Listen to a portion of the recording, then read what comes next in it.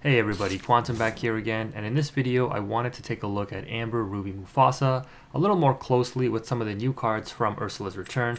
I did say in a couple of my videos reviewing some of the new cards that I thought this deck would be one of the decks that are definitely a winner out of the existing decks from Into the Inklands moving into Ursula's Return, because we do get a lot of nice new tech cards, two of which, or three of which actually, you're seeing on screen here in the Mulan 1-drop, the Super Goofy, and the new FLYNN Rider FRENEMY. So we're going up against an Amethyst Steel Broom deck, which, shout out to my opponent. He showed off some really interesting tech in this match, so really cool stuff. But you're going to see some of the power of these new cards already just having an immediate impact on the metagame. I don't know if Amethyst Steel Brooms will become a meta contending deck, but it does look quite interesting. And again, just take a look at this match and see some of the tech my opponent has. I was kind of impressed to see it. But to start off, we're dropping the Mulan, and then we drop the FLYNN Rider. Now, this board state presents an interesting dilemma for the opponent, because they may want to develop a board a certain way, but because the FLYNN Rider hits the board here and my Mulan is a 2/3 character, they have to develop characters with equal strength, otherwise I will be gaining that extra advantage in the lore count.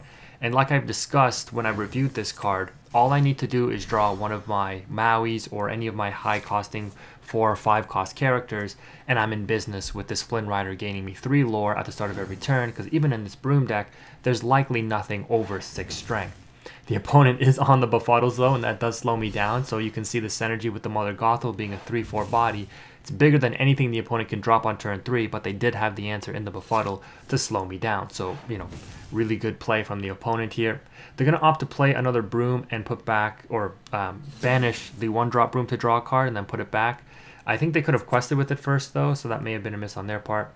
I'm going to actually ink this Maui because I'm thinking at this point I have a decent chance to draw some of my high cost characters again, and my Mother Gothel here seems to be putting in the work, and I do value the double Rapunzel in hand, and I want to keep the Goofy in case the opponent does start to quest or exert their stuff. But in this particular matchup, I think looking back at it, the Goofy may not be as useful, just because you can see here the opponent isn't questing, and if they do eventually establish the 4-drop Mickey Mouse that recurs the Brooms, the Goofy does kind of lose a little bit of value. Yes, it's still lore gain, but it's not nearly as powerful as it would be otherwise.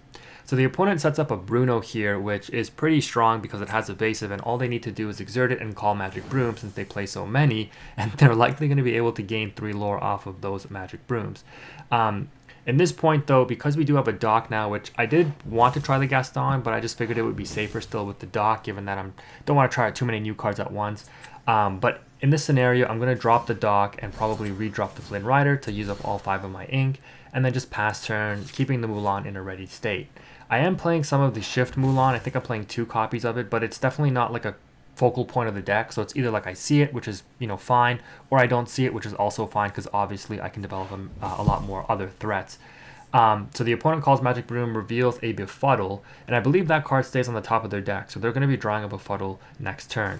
Now, they develop a second Bruno here, and what's interesting with this concept is if you use one Bruno and you miss, you can use a second Bruno and call what you missed, because it'll be on the top of your deck. And so I realized that in this matchup. So very interesting tech options here. If the opponent opts to throw anything into my characters, though, I don't think they can really take anything out unless they want to sacrifice both of their Brooms into the Gothel. I do have the second Rapunzel waiting, which again I can also use with the Mulan. So just having the extra utility of not only relying on Gothel and or crashing my characters for the Rapunzel, having that instant, draw 2 off the Mulan with the Rapunzel is also very nice. So at this point though, oh my goodness, between the dock reducing the character by 1 and the Maui hitting the board, we've developed double FLYNN, which means we're going to gain 6 lore at the start of the next turn, which means we have game if the opponent can't out our board, because then we quest and we win the game.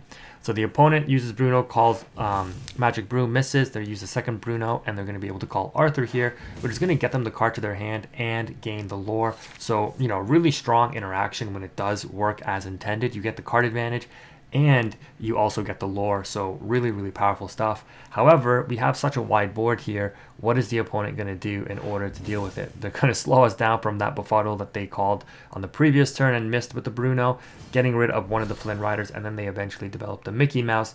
But you can see here, it's probably because they're on the play. I mean, on the draw, and we were on the play, but there's just not enough that they can do with this setup to deal with the board state here. Yes, the Befuddles help against the FLYNN Riders, but we're still going to gain 3 lore because there's nothing that they have, I would guess, that can challenge this Maui in terms of its strength.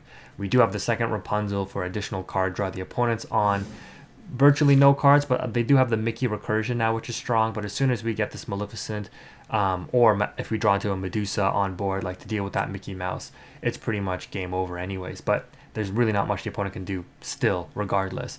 I'm thinking about what I want to do here, and I'm like, it's probably better to just crash the Maui here. It just slows them down. I know they're going to get the Broom back, but this Broom on play doesn't do anything. It's the one that gets evasive during their turn. It's a 2/3 body. It does cost 1, but just having them replay it so that they can't challenge or quest with it in the same turn is fine, because I'd rather heal this Maui rather than heal the Mulan at this point. So I dropped the second Rapunzel here, and just probably shouldn't have inked the Maleficent, probably should have inked the Minnie Mouse here, but it's fine. We're gonna quest again with everything, so the opponent, we're putting the opponent on, you have to out both of these FLYNN Riders and my characters, because either the FLYNN Riders will win me the game or the characters will just quest for game. They drop a Yen Sid, again, pretty strong card, but a little, too little too late kind of thing. But what's interesting here is they're going to actually hit with this Bruno on the first try now. So Magic Broom, they're going to get that, and then they're going to use get the 3 lore, which is nice. Use the other Bruno and call Magic Broom, get that as well. So they just instantly go up to 9, which is crazy, right? Could you imagine if they had enough questing power on board to go for game after double calling those Brunos correctly? So these cards that gain 3 lore, the Brunos on the opponent's side and the FLYNN Riders on my side are quite interesting, but the opponent realizes there's not much they can do, and they end up scooping it up. If you enjoyed this video, let me know. Again, leave a comment. Thank you again for watching. Quantum is out.